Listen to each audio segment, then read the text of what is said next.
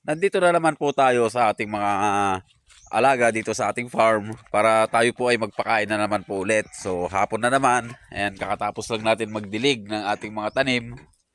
So maganda rin po yung ating mga tanim ngayon dahil kahit na walang ulan basta mayroon pang source ng tubig ay pipilitin natin na diligan sila para mabuhay. So pinaghahandaan talaga natin mga kaagri yung tag-ulan para mayroon po tayong may pakain sa ating mga alagang kambing at tupa. So hindi na rin natin masyado na ipapakita yung ating mga alagang tupa at kambing dahil nga sa pinapastol natin doon sa taas ng bundok. And sa ngayon ay magpapakain tayo ng ating mga alagang native na manok or yung mga ina-upgrade natin para sa ating meat type. So kumain na po sila kanina pero magpapakain na naman po tayo dahil maya maya ay bababa na po tayo.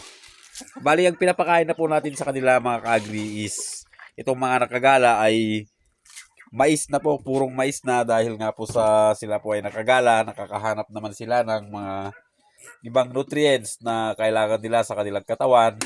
Kaya safe na po sa kanila kahit mais lang ang ating ibigay sa kanila. And yung mga nakakulong, syempre binibigyan natin sila ng feeds and may halong mais na rin.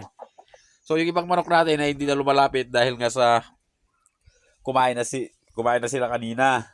And busog na po siguro sila. And itong iba is talagang matakaw pa rin. Kaya nandito pa rin. And kaninang umaga pala mga ka-agri ay yung pato natin na offspring ng itik sa kapato ay pinakatay na po natin dahil itong barako natin na pure na pato ay sumasampa na po.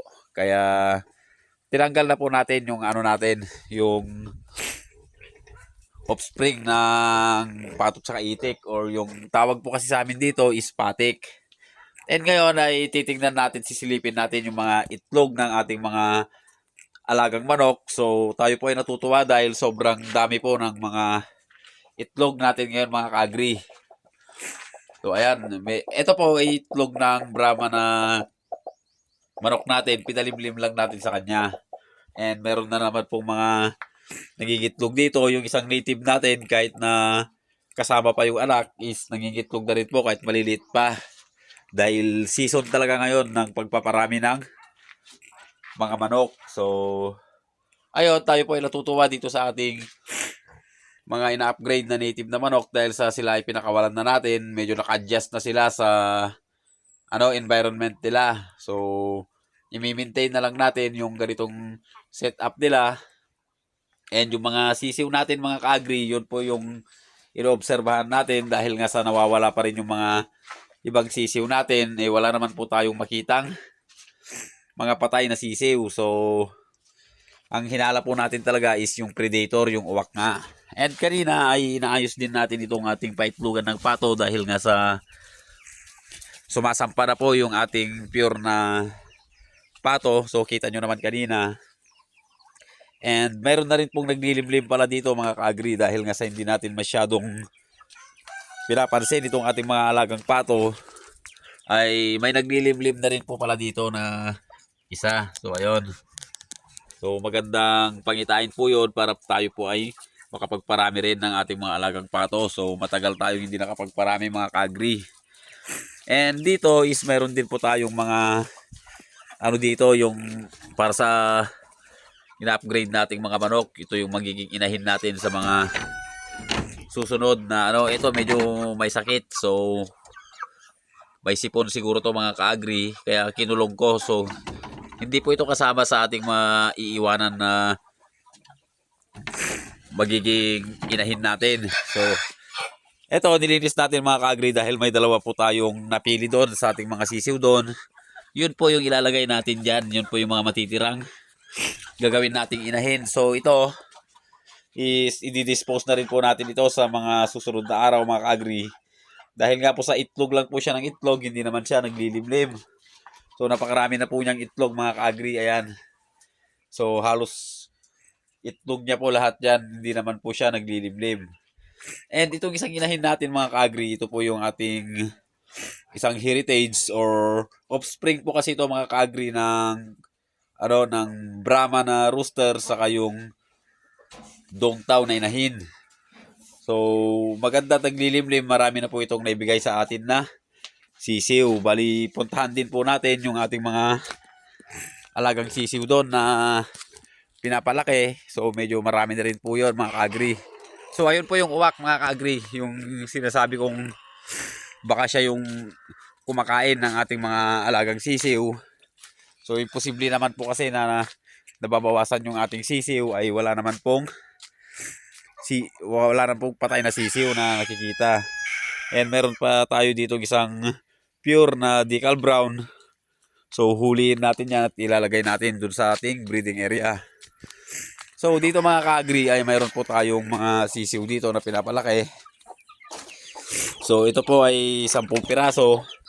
Bali yung 4 po dito is anak po ng ating Brahma na mga inahin. So limlim natin dito, sinama natin is napisa po lahat. Din po dito na 11 heads dito sa isang kulungan na to. Pipilian po natin yan ng mga inahin at gagawing breeders ulit sa mga susunod. So dati is 13 heads po itong mga to, kung maalala nyo.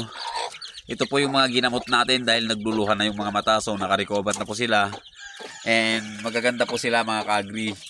So pipiliin po natin dito yung mga magagandang inahin. And yung hindi mapipili ay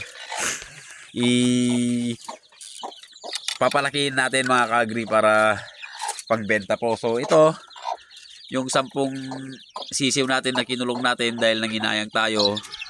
So maganda naman at wala pang nababawas sa kanila. Bali palakihin na lang muna natin sila na ganito mga ka-agri. Dahil nga sa sayang naman kung kakainin lang na sila ng predator. And dito naman mga ka-agri, ito yung kabats ng ating 4 na black astrolorp. So binaba na po natin yung ating mga black astrolorp. Bali yung puti na malaki na yan and yung isa na itim. So ayun, yung katabi niya na itim is yan po yung napili natin na gagawing iiwanan natin para maging inahin. So tingnan nyo po yung isa, yung paa niya. Aray ko. Tingnan lang po natin ito. So yung paa po nito mga ka-agri is may naging depektibo po ito dahil nga po siguro sa incubator po natin pinapisa yung mga bats na to mga ka-agri. So yan po yung last na ating pinapisa sa ating incubator. And sa meat production natin ngayon mga ka-agri or dito sa ating mga inalagaan na pang meat ay napakaganda na po ng nangyayari dahil nga po sa tuloy-tuloy na po yung ating pag-ano dito, naka-adjust na po yung ating mga alagang manok. So nandito po yung iba. And nag-uumpisa na po talaga tayong magparami. Talagang may nangingitlog, may namimisa. So ayun na po yung cycle, paikot na po mga ka-agri. So ang ginagawa na lang natin ngayon ay pinapalaki yung ating mga alaga para mayroon na po tayong may dispose. And itong isa is pure na heritage pa rin po yan. Bali mayroon pa tayong 3 heritage dito. So ibababaan na po natin lahat ng heritage at ang iwanan natin dito is yung pang meat production lang talaga mga ka-agri. Bali dito sa ating meat production or ina-upgrade na mga manok ay wala na pong problema dahil nga po sa na-set up na po natin sila ng maayos. So ang isusunod natin asikasuhin naman mga ka-agri is yung natin, yung mga heritage chickens natin mga ka-agri dahil nga po sa nag-start na po tayong mag-kondisyon ng ating mga inahin. Namili na rin po tayo. And yung mga rooster natin mga ka-agri is na rin po natin, pinurgat, pinaliguan. So yung mga inahin na lang po natin doon ang hindi pa napapaliguan dahil nga sa nagbabacterial flushing pa tayo.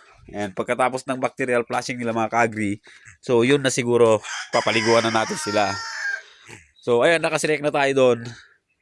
Bali tatapusin na lang natin yung bacterial flushing nila. Tapos isasalang na po natin sila mga ka-agri. And sa ngayon dito sa meat production natin is i-maintain na lang natin to, magpaparami and mag-produce para tayo po ay makapag-start ng makapagbenta para mag-generate naman tayo ng income para naman po may magamit tayo dito sa operation ng ating farm na binubuo. So marami po tayong gustong ayusin pa dito kaya kailangan po natin gumawa talaga ng paraan para tayo po ay may magamit. So ayun po mga ka-agri. So sa susunod na video natin is yung heritage chickens naman siguro natin ang ating papasadahan.